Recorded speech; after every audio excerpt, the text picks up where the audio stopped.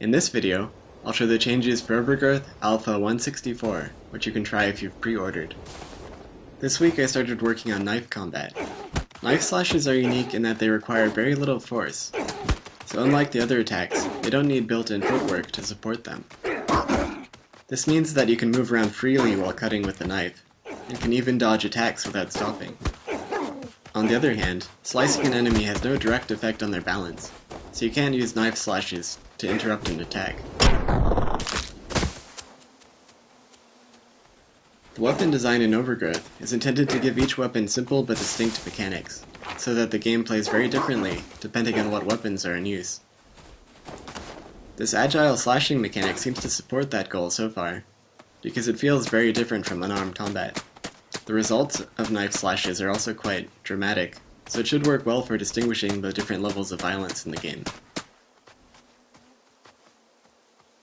I also added an editor feature so you can connect items to characters using Alt-click, so that they're pre-equipped when the level starts, instead of just falling to the ground.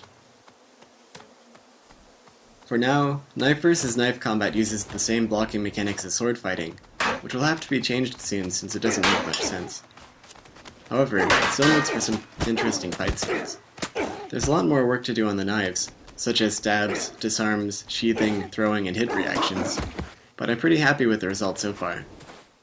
That's it for this week. If you'd like to pre-order and try the alpha for yourself, you can do that at wolfire.com/preorder. If you'd like to hear about development news as soon as it happens, you can follow me on Twitter at wolfire. You can also check out the Overgrowth subreddit at reddit.com/r/overgrowth or by clicking the link in this video's description.